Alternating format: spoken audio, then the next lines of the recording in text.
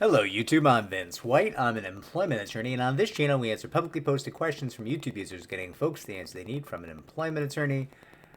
We have a question from YouTube user Lee, who asked us, "Hi Vince, I worked with a very large company as a truck driver. My attorney sent a demand letter in December, and the company keeps asking for more time to respond.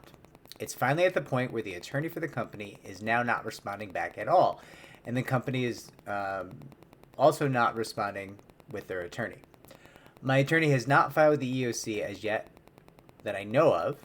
I just received an email asking if I'd like to go forward with the lawsuit, and if so, that attorney would like me to pay for the filing fee. Is this normal?" My second question, is there a way to file the lawsuit without filing with the EEOC? I didn't know if this was because of the situation of my case. I was terminated when I was out of work under the doctor's care when I was waiting for test results. The termination took place 3 days after letting the company know that I had a medical condition that is covered under the ADA, and less than a week after being eligible for family medical leave time. I was also acting on my rights under the FMSCA that I was not fit for duty to drive a commercial motor vehicle and seeking medical treatment to figure out what was wrong with me at the time of termination. All right. Oh, and you've been watching videos for just under a year. Well, Lee, thank you for watching the videos. I hope they're helpful. Let's start with the big question first. Can you file a lawsuit for workplace discrimination? Here, it looks like disability discrimination without first filing with the Equal Employment Opportunity Commission. You can. You can, but that lawsuit will probably not be a federal lawsuit. It will probably not take place in federal court. Now, depending on where you are, that might be perfectly fine. So some jurisdictions, filing in state court has a variety of advantages over filing in federal court. That's rare in most of the country. In most of the country, you probably would want to file in federal court and bring the federal, state, and local claims on one action.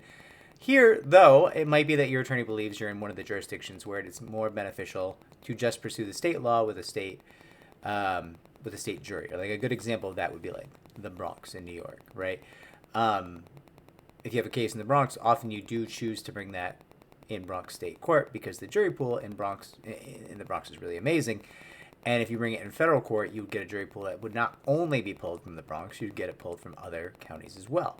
And not all of those counties would be as super helpful as a Bronx jury. So, in certain scenarios, you might choose to just file in state court in the Bronx, and you would not need the EEOC to issue a right to sue letter to do that because you just bring your state and local claims in that action. You would forego your federal claims because you're in state court. So that could be what your attorney's doing.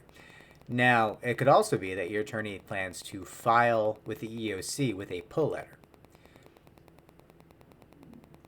It still takes some time, but it can be done rather quickly, and that could be what your attorney's doing. Now, the other thing you asked me here is, okay, so your attorney is asking for you to pay the filing fee, and you ask, is this normal? It is fairly common. So it's not something our firm does. Our firm covers all expenses in almost all of our cases. However, not every firm can do that, and not every firm has our fee structure. And there's nothing inherently wrong with a firm saying, hey, we would love to represent you, and we'll put the attorney time into your case, but you have to pay for expenses. If that works for you and you can arrive at that deal with a firm and it makes sense for you, I don't take issue with that. There was a time in my career when I had people pay expenses, right? Early out in my career, before we had the war chest that we have now, that was part of the game. Like, there was cases that I would have to say, listen, we think this is a great case. We think you've been wrong. We think this case is valuable, but we can't afford to front the expenses in your case. So, like, we can't help you unless you can pay the expenses. And I would have clients, potential clients, who would say, listen, I can't pay those expenses. How much do you think it's going to be? And we'd be like, well, listen, we think we can probably keep it under 40 grand or under 20 grand, depending on, the situation. And it's a little bit light by our standards today. I think we'd spend a lot more openly on a case today. But, when you're pinching pennies and when the client's paying for it, things are a little bit tighter. You want to keep it a little bit smaller. You don't want too much burden on the client. And there were clients who couldn't do it. and we had to forego certain cases that we thought were really good and really valuable. We said, listen, we can't afford it. You got to go find somebody else. We think you have a great claim. We'd love to help, but we just can't. We can't fund you the way that you need to be funded, and I don't want your case getting hurt because we can't spend as freely on the claim as we want to. Is what it is, right? And was I a bad attorney for saying that? I don't think so. That was just a different stage in my career. We had different resources. We were starting out. Things were new and scary, and money was hard to come by, and had to pay the office rent, had to pay my rent, right? Like, there's definitely a time in my life where I had to be like, well, do I want to be able to pay my apartment rent for the next 6 months, or do I want to fund this case, And sometimes I made the brave decision. It was like, let's go. And other times I said, oh no, not going to happen, And that's just the realities of small firm life, especially when they're getting started, right? So there's nothing inherently wrong with that, Lee. I mean, it is what it is. The case sounds good. I'm shaking my head no while I'm saying that, but I sincerely believe your case sounds good. It sounds valuable. Clearly, your attorney thinks it's good and valuable.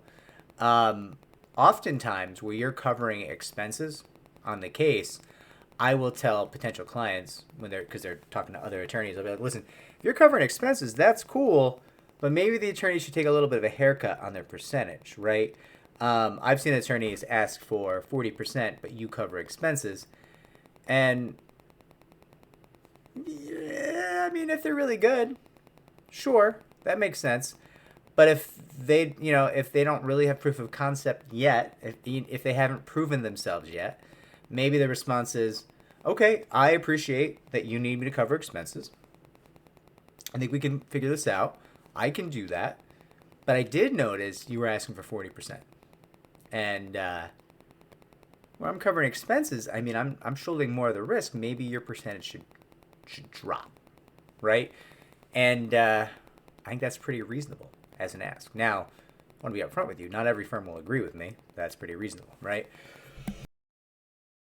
You could certainly make that ask. You could respond to their offer of representation for the litigation by saying, well, if I'm paying for expenses, maybe we need to renegotiate this retainer.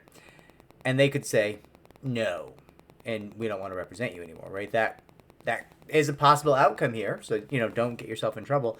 I'm just saying, if you and I were family, Lee, and somebody was having you cover expenses and they wanted 40%, I'd have some questions. I'm going to be honest with you. I'd have some questions.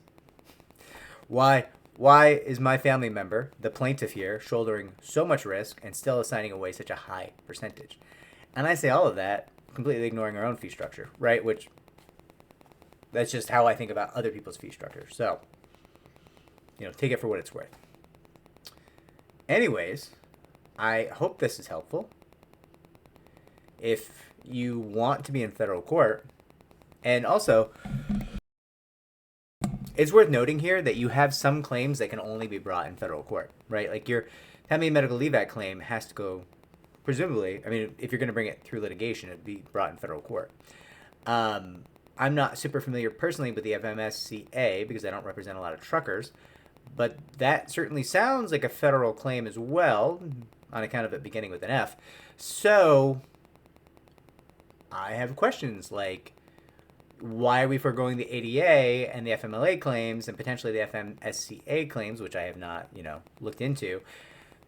But if those are all valuable claims, what's so amazing about state court where you are that we're foregoing all those additional claims? And don't get me wrong, your attorney might have a really good reason. Like, if I had a really, a strong case, we'll just go to the Bronx again. If I had a strong case in the Bronx, New York, and I had some valuable, good FMLA claims, but I would have to forego my Bronx jury to pursue those FMLA claims. A couple things you could do. You could look at potentially bringing those FMLA claims elsewhere, but you run the risk then of having the cases combined into federal court, which is not potentially ideal. Also, I might throw those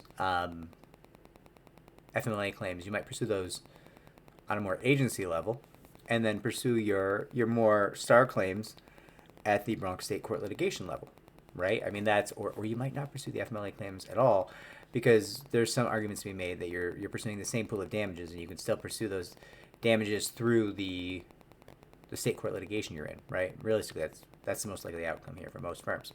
Now, I'm not saying your attorney's wrong. I am saying your attorney works for you, stands to profit significantly from helping you, and so as a result should be thrilled to have these conversations with you and talk out the strategy, the whys and the what-fors of what she or he is choosing to do. They owe you that. That's our job. That's why we get paid the big percentages, the big bucks when we win a case, because we are supposed to be here for you. We're supposed to actually help you, right? And yeah, that is time consuming and often difficult.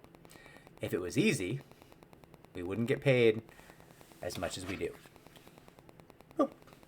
Anyways, like, subscribe, comment down below. Helps the channel to grow. So does sharing the channel. That's huge for us. If you could go ahead and share the channel somewhere, just like link up a video somewhere, that would be amazing. Take care, everybody.